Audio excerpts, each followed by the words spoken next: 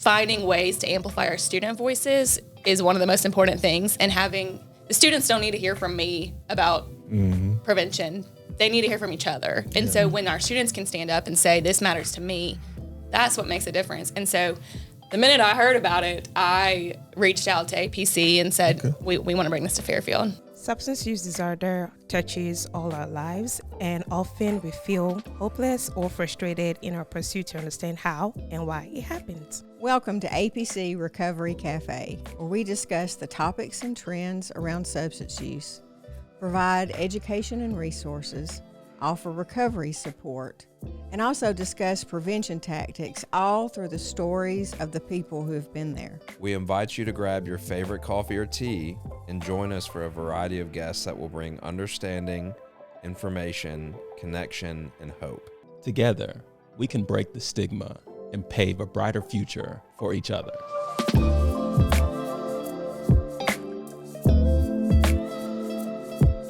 Hey folks, my name is Art Wimberly. I'm a person in long-term recovery, and I'm also a volunteer at the Addiction Prevention Coalition. Welcome into this episode of APC Recovery Cafe. And today I'm in the studio with Morgan. Morgan, say hello. Hey Art, Hey. how are you doing today? Doing great. How about you? I'm doing wonderful. I'm excited to have our guests on today. Yeah, and I want you, in just a minute, I want you to introduce our guest in the studio, but first I want you to tell folks what your position is and what you do with APC. Yes, I am the resource coordinator at APC. I've been here for since 2021 now, and I'm over our resources and putting those on the website, and also working on a couple of the schools and INFOCUS programs. Okay, great. And so it's the connection with schools and INFOCUS, I guess, that brings our guest into the studio today. Exactly. Can you introduce her to us? Yes. So I've been working with Miss Emily, as we call her, in the Fairfield school system. She is the mental health coordinator for Fairfield City Schools, and she is our advisor for the Fairfield INFOCUS program. Wow. And so Emily Herring, good to meet you. This is the first time I've met you. Thanks for coming in. Thanks for having me. It's an honor to be here. Yeah. Okay, so what we're going to do is we're going to cover a lot of ground today. Part of it's going to be about what you're currently doing, but we're also going to go back and get you to tell us a little bit about your story to figure out why in the world you do what you do. Okay. So how did you two actually meet? Was it just simply through APC and your student focus?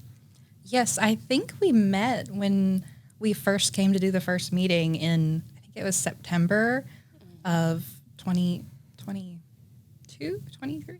22, yeah. I lose track of the years. But that first meeting that we actually were establishing the INFOCUS group at Fairfield. And In the high school? yes, Okay. and Miss Emily's been there, been working with us ever since, and she's one of our favorites. Yeah. But, yeah.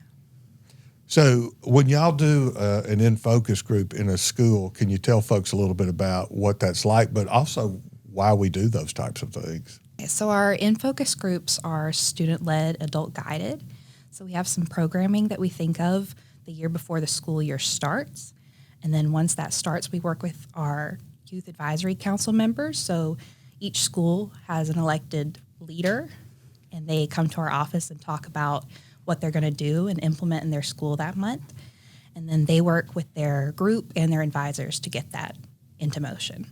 So a lot of people listening in might say, well, Addiction Prevention Coalition, how does that fit into the strategy of APC? Where does it come into prevention as far as substance use disorder?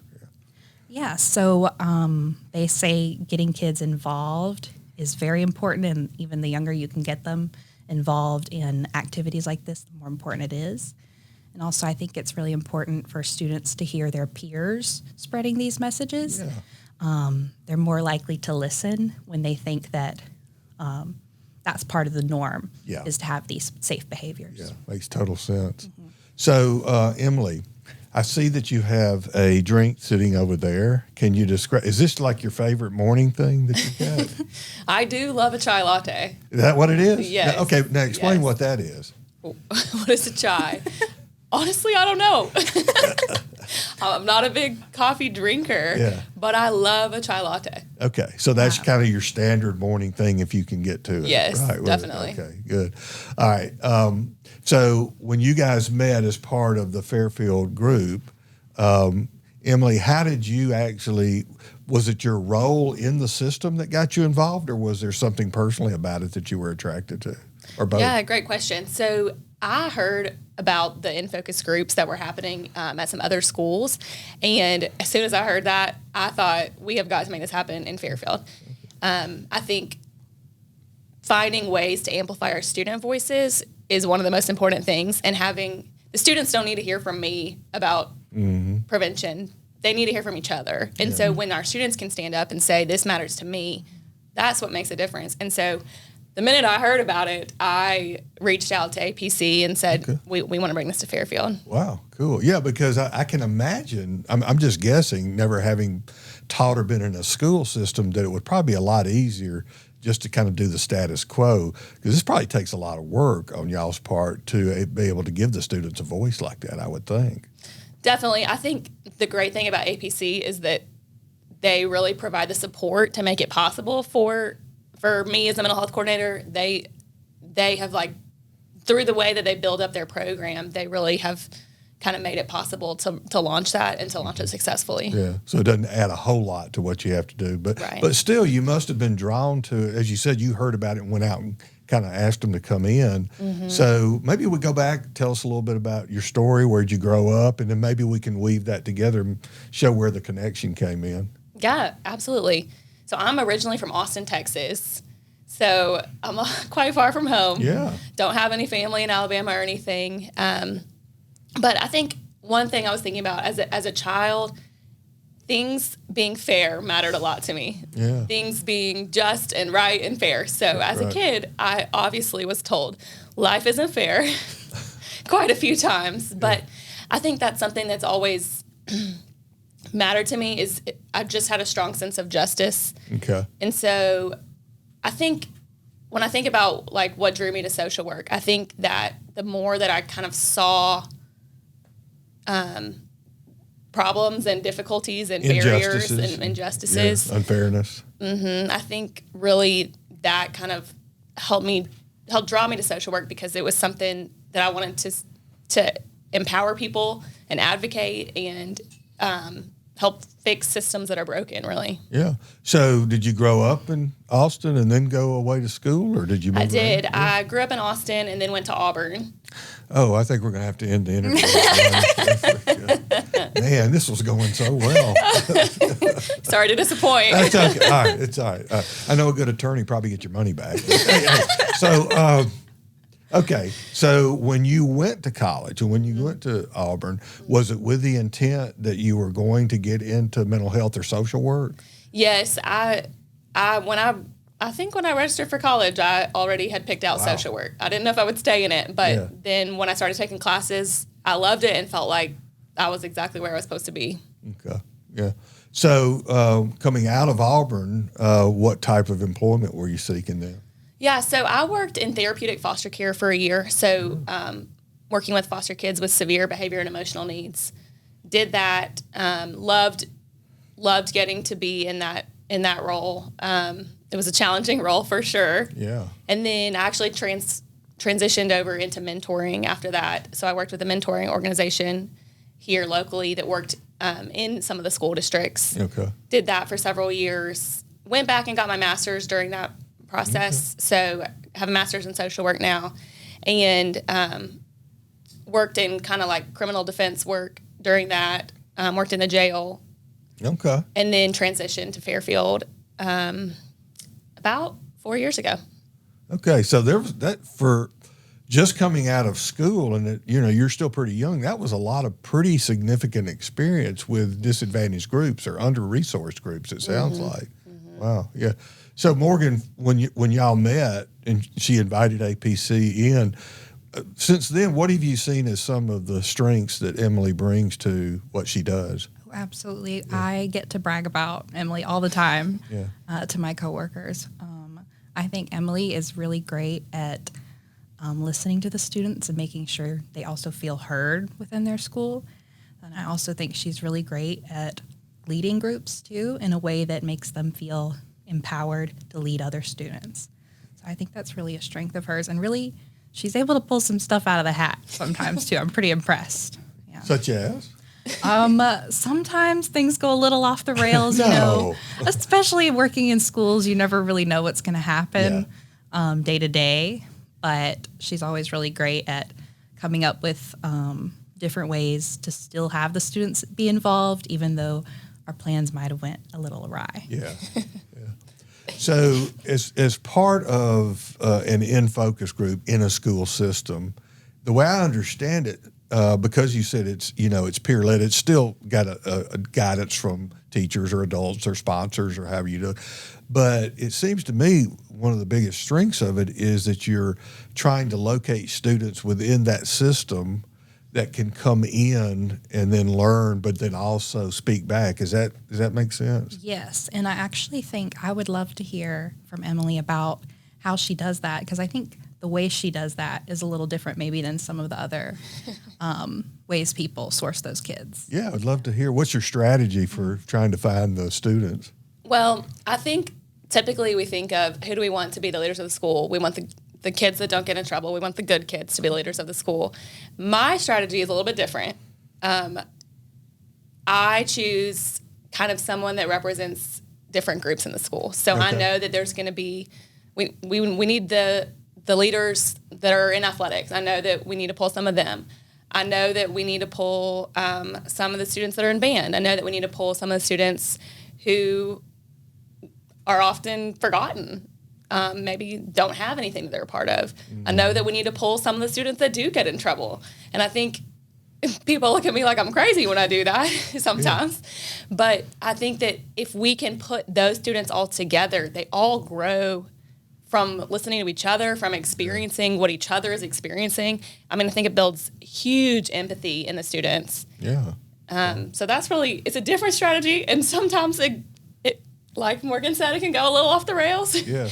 But I think, to me, I think that's it's an important part of it. Yeah, I mean, it's interesting you say that. I do a lot of work with families that have a loved one struggling with substance use disorder. And one of the things we usually are trying to educate, because that's our family story as well, is, that sometimes it's let's pull back as family members and let's see if the peers can impact them. Mm-hmm. Often it's the peers that actually have the biggest impact, whether it's to get them into recovery or to help them sustain their recovery or whatever. So it sounds very similar here to what you guys are doing. Mm-hmm. Do you think that perhaps when you're looking for those folks and you maybe ask them to come in, do they have a sense of they can trust you about this? Is mm-hmm. that Yeah, and I think sometimes students are like, "You picked me?" And I think that's empowering. I think that's important. I think for them to feel I was picked. Yeah. I'm a part of this group and I'm valued. Yeah. It's a big deal. For those watching who might not know, can you explain a little bit about how or what that looks like for APC to come in and support Fairfield in their InFocus group? Yeah, so APC does an amazing job supporting us, and Morgan specifically does an amazing job supporting us. So really, a lot of it's providing resources. We are so grateful for the resources that APC provides. So sometimes that's bringing in different speakers. We had a speaker for National Human Trafficking Prevention Month in January that Morgan was able to bring in for all of our Fairfield students. We have partnered with a lot of resources that Morgan's able to bring in.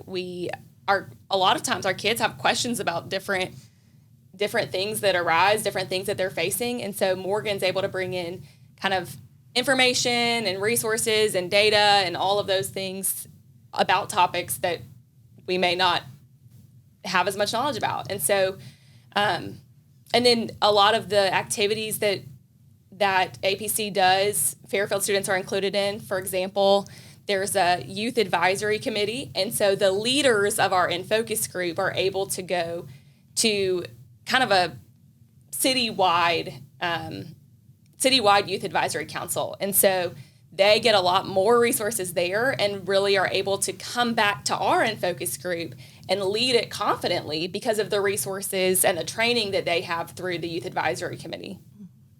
No, don't y'all go off site sometimes since the pandemic's over? Do y'all go off site still for that? I don't, tell me what the name of it is. I can't remember. Youth to Youth or? Yes. So actually, there's two different things that Fairfield has actually been able to travel with us to, and one was Youth to Youth, and that's in Ohio, and it's a youth conference for leadership. And actually, Emily got to go as an adult on the trip, and the students got to go too. 2 students from Fairfield got to go. How was your experience on that trip? I could talk about Youth to Youth for the rest of my life. My students, so we picked 2 of the leaders from INFOCUS, and they got to go on this trip to Ohio. And these are both students who've never been on an airplane. They've never really been out of the kind of southeast region. And they got to fly across the country and go to Ohio. I had the privilege of sitting next to them on the airplane and watching them as we took off. It was so entertaining. But then watching them build relationships with people across the country who care about the same things that they care about, and building those connections, bridging those barriers and those gaps, and caring about the same things and doing the work together. It changed everything for those students. And every single day I see them at school, they ask me, when am I going to go back to Ohio? When am I going to go back to Ohio? And I think that is truly one of the most powerful things I've ever gotten to see. I think it seemed really foundational for them, and they talk about it all the time. Yes. Almost expanding their vision in a way. Yes. Absolutely. Yeah. So this can be, I suspect, pretty hard work sometimes, pretty deep. So what do you do to have fun? What do you guys do to have fun? Either individually or as groups, or surely y'all have come up with some fun stuff, right? Somewhere in this. Yeah, for a lot of our meetings, we'll have the leaders or one of us will come up with something like an icebreaker activity because, like Emily said, there's a lot of different students from different parts of the schools coming together, so they might not all be best friends. And so I think those kind of activities can help to loosen them up and get everybody in a good mood.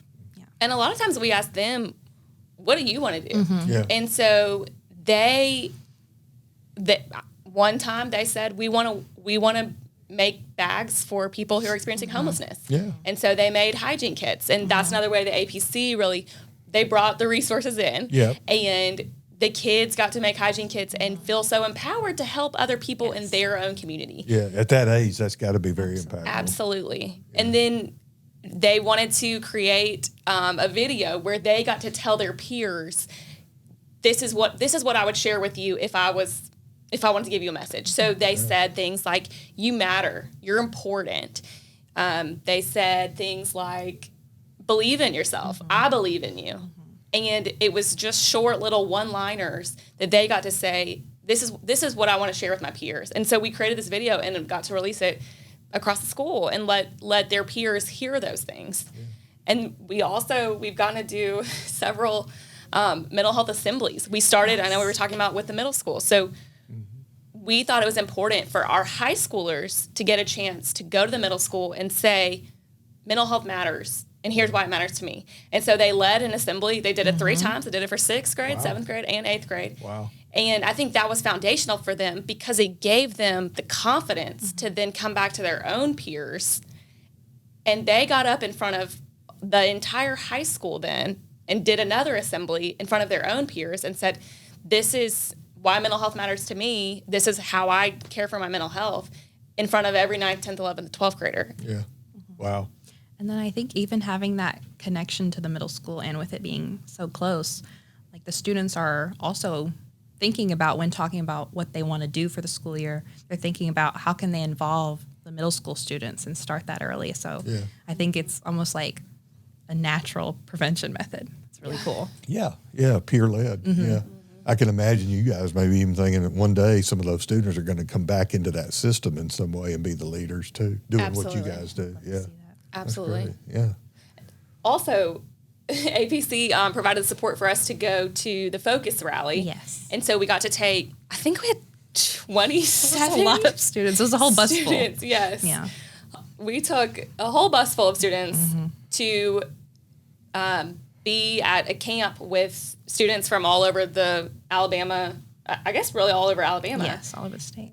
And they got the opportunity to really sit in these workshops and focus on the things that they wanted to focus on and be teammates with people from all over the state. And I think a lot of times our students don't necessarily get to meet people outside of kind of the system or outside of at least the direct area. So for them to get to say, you live 4 hours away, but we're on the same team. We're doing the same things. We're advocating for the same things. Right. I think that was a huge thing for our kids. Well, it's always important, but I think we're at a time where it's going to be even more important for people to expose themselves to each other and to actually begin to understand that we're way more alike than we're different.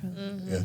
So, Morgan, to those that might be looking that maybe they're in a school system that doesn't have something like this, maybe they're like, maybe we could try this. What would you say to them? How would they get in touch with you? Oh, yeah. I mean, you can call us or you can actually send an inquiry on our website and let us know that you're interested, and we'll get our student specialist to meet with you. And that's the way we've started several INFOCUS groups, is people reach out. If we're not reaching out to you and you reach out to us, we're going to try to make it happen. Yeah. Just send us an email. Okay. And so what would be the website that you want to send them to? Yes, the website would be apcbham.org. Great.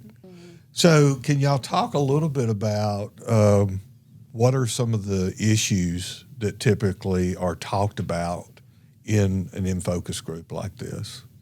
So some of the issues obviously are things like substance use prevention, but even more than that, we talk a lot about catalyst issues. So that could be mental health, peer pressure, like violence, any kind of violence. So really anything that could lead to those coping mechanisms. Yeah. We try to allow the students the space to talk about that. Yeah. So, Emily, how have you been able to help them incorporate, because they are student-led, right? But how what is are you a sponsor of a group? Is that your official role? Is that kind of what they call it there? Okay. So how do you lead them how do you give them information about these issues? How does that come up or even happen? Well, my goal, I always tell students, I'm not here to be another adult who tells you what to do, because they have a lot of adults who are telling them what to do. Yeah. And I mean, and a lot of times that's a positive thing, but I tell them, I'm not here to be another adult who tells you what to do. And so I want to hear from y'all. What do you want to know about? What do you want to learn about? What do you think is important to talk about? What are the things that are impacting you? Because I think it's easy for adults to say, here's what our kids need to learn. And those things are valuable. Those things are important. Right. But when our kids can say, here's what I want to learn about, here's what matters to me, here's what I'm facing, I think their buy-in is just, it's on a different level. Yeah, so empowering. Yeah. So do y'all have a particular resources or curriculum y'all choose from to try to help?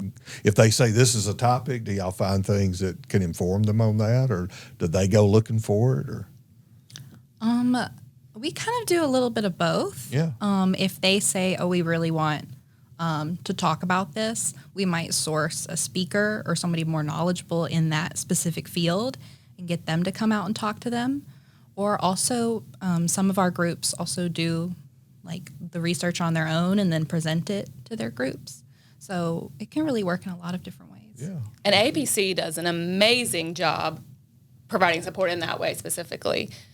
If anything comes up, Morgan is a fierce advocate to find what we need. So whether that's resources, whether that's a speaker, she does an amazing job of really supporting our group in that way. So sounds like a good example of collaboration that I personally think that's where we're at in the stage of the world. If we don't learn to collaborate, systems that don't normally even look at each other or talk to each other, if we're not going to learn to collaborate, we're probably not going to solve some of these big problems we're talking about. Does that make sense? Yes, and I actually, getting involved with Fairfield and like having this INFOCUS group be so successful in a way, like it's really taken off, and they've really ran with it. And getting invited to some of Fairfield's like United Way luncheons, things like that, it really makes me feel like we're able to be a part of that growth and able to collaborate with y'all, have that partnership. It's really awesome. Yeah, it's cool. So it's been going a couple of years now, sounds like, 2.5? This is the Yes, second 2 year. years. Yeah. Yeah. So, Emily, since you've had this experience, is there anything you've learned from it that you would like to replicate in some way, either in that school system or maybe in your own, this kind of career you've chosen? Yeah, absolutely. I think I've learned so much about the way that students are able to lead. From the beginning, it was really important to me that their voices were amplified, but to watch them be empowered and to see how they rise up to any occasion once they're empowered, I mean, they're unstoppable. It's amazing. Yeah. So I think when I see really how well they're able to lead, I think it makes me want to give them other opportunities to lead, whether that's at school or outside of school. I mean, I think they have so many abilities. They inspire me every day. And so giving them the opportunities to lead, I think, is something that I've kind of learned a lot about. So, have you had enough history with it yet at that particular school to begin to see where some of these folks are really starting to flourish as leaders? Are they learning how to give back in different ways? Do you see hope for the future in that? Yeah. Yes, it encourages me so much. We have a group of seniors that really led our school last year really well. And it was the first year of INFOCUS, but they absolutely rose up to the occasion and they led our school so well. And really our whole district. But now they're in college. And so they come back and they tell me about the things that they're participating in and the ways that they're spreading mental health awareness at college. And it blows me away. So I think this year is a whole different group than the students we had in the group last year because so many of them did graduate. But it really encourages me to invest deeply now in our group. Yeah. Because it's making an impact beyond Fairfield. Especially as what you've seen. Right. Yeah. Right. So the other students, typically like this group that's gone on to college or to life, have you started to see them starting to invest back in some of the younger ones as they come through? Yeah. So there are some that are in college close by, and so they have continued to want to invest in the students in Fairfield, and it's awesome. Yeah.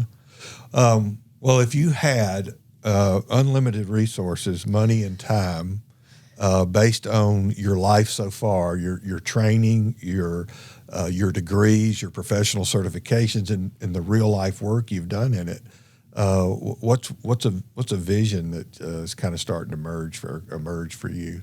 Wow. Easy question. Right? Truly, I want to spend my life advocating for people who don't have a voice and empowering people to have a voice. And so I don't know what that vision necessarily is, but that's kind of where I want to be forever.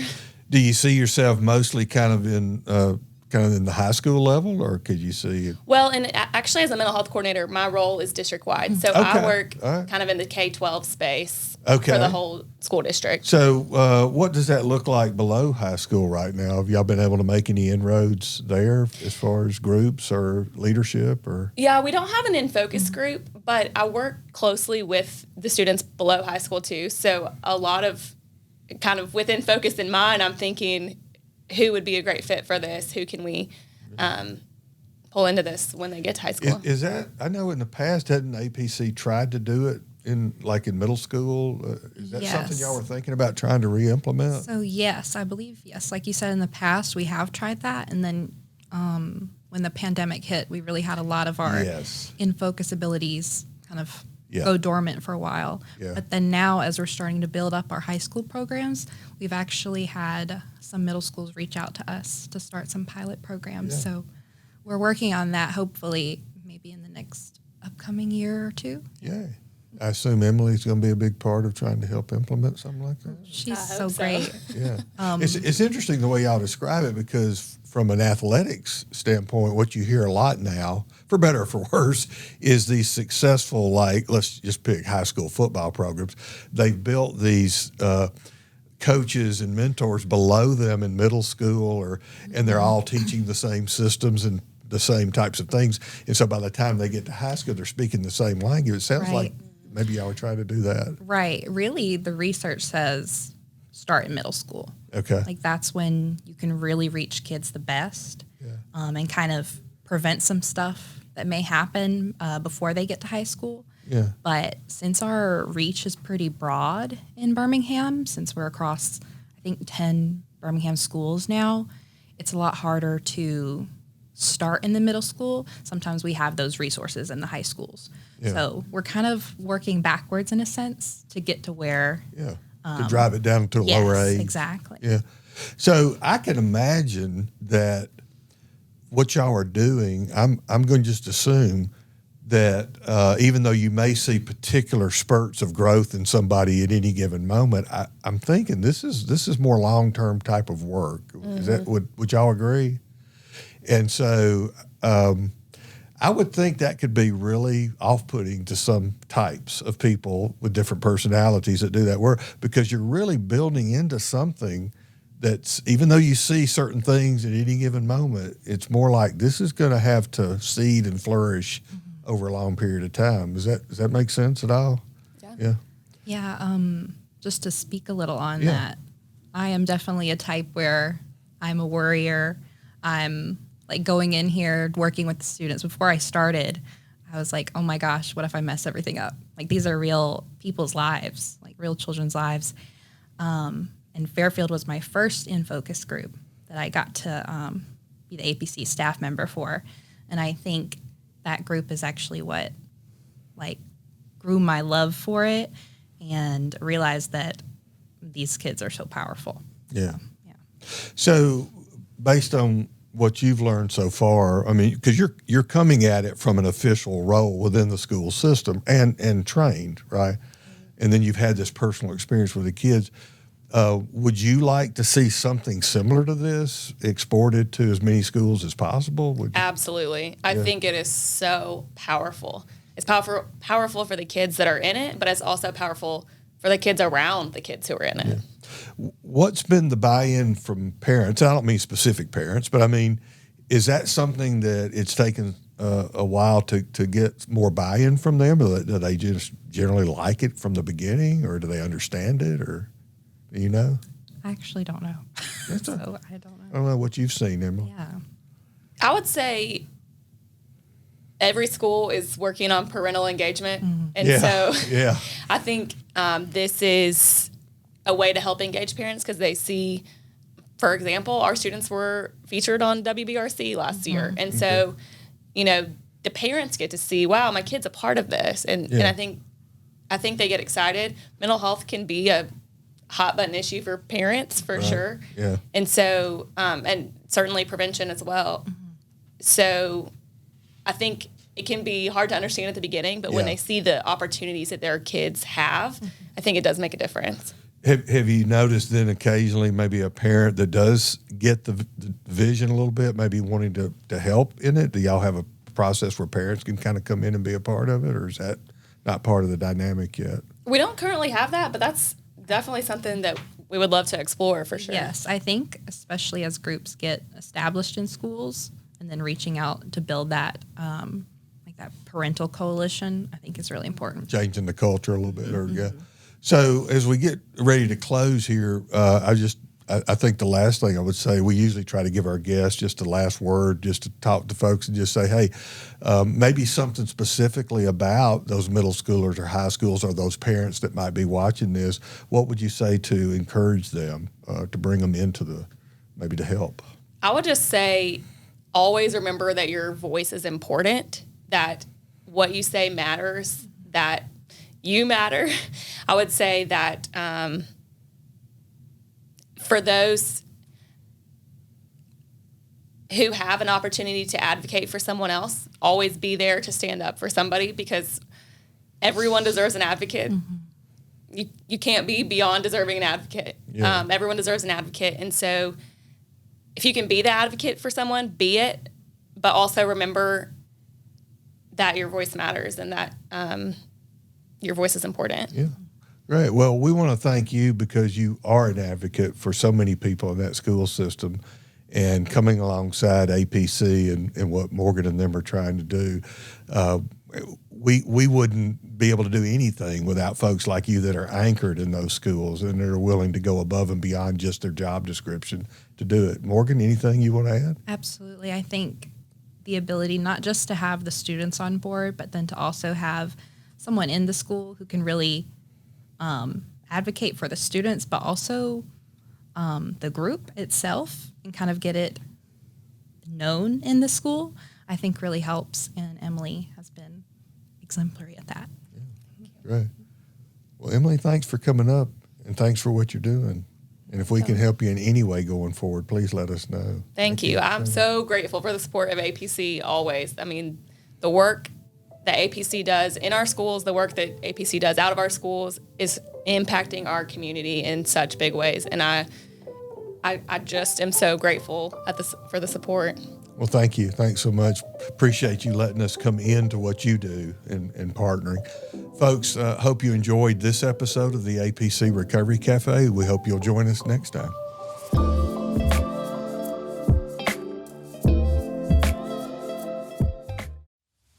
One of the things that APC is known for is being a connector, because we're stronger together. Not only are we there for those who are suffering through substance use disorder, but we're there for family members, and we really take our job seriously. We all have personal reason why we're in this field. We're changing people's lives one community at a time.